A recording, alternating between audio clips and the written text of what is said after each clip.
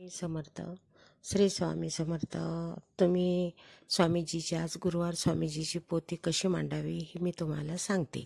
पाठ ठेवायचा आणि पाटावर लाल कापड ठेवायचं. लाल कापडावर तांदूळ स्वस्तिक काढायचं आणि त्याच्यावर स्वामीजीचे फोटो ठेवायचा. फोटोला पिवळ्या कलरचा हार चालतो, केळी चालते आणि त्यांना घट मांडावी. जर घटाला नागिलीचे पानं नसले तर आंब्याचे पानं ठेवल्यानंतर स्वामीला एक लोटाभर पाणी घेऊन त्याच्यात 5 पानं ठेवायचे. 5 पानावर नारळ ठेवायचा. नारळाला पिवळ्या कलरचं फूल ठेवायचं. पिवळ्या कलरचा पेढा ठेवायचा. स्वामीजींना 5 नागिलीचे पानं ठेवायचे आणि सुपाऱ्या ठेवायच्या. 5 एक रुपये ठेवायचे. एक रुपयाने त्यांच्या भोवताल रांगोळ काढायची. स्वामीजीची पोथी ठेवायची आणि केळी ठेवायच्या स्वामीला. केळी ठेवल्यानंतर आपण स्वामीची पोथी वाचायची. पोथी वाचल्यानंतर स्वामीला 5 दिवे लावायचे. 5 दिव्याच्या नंतर स्वामीजीला फुलं वगैरे चालते, येलो कलरचेच फुलं ठेवायचे. आणि स्वामीजीची पोथी वाचल्यानंतर आपण स्वामीजीची आरती करायची.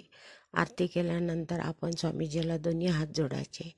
स्वामीजी बघा तुम्हाला काय गुण देते हे बघा, पहा. स्वामीजी आपले फार मनोकामना आपले चांगले करतील. स्वामीजी नारळ ठेवायचं स्वामीला. स्वामीजीची पोथी ठेवायची. स्वामीजीला माळ जपायची.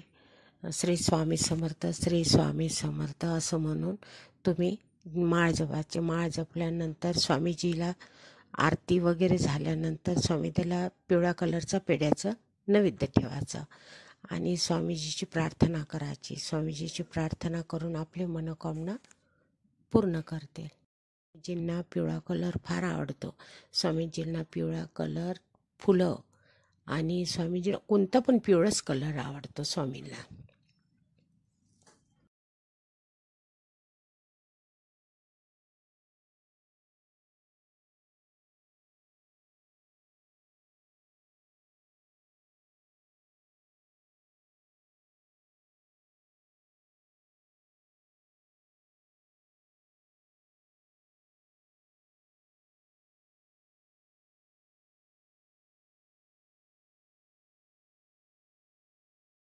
स्वामीजींना गुरुचरित्र वाचल्यानंतर स्वामीजींना कोणते पण चालते.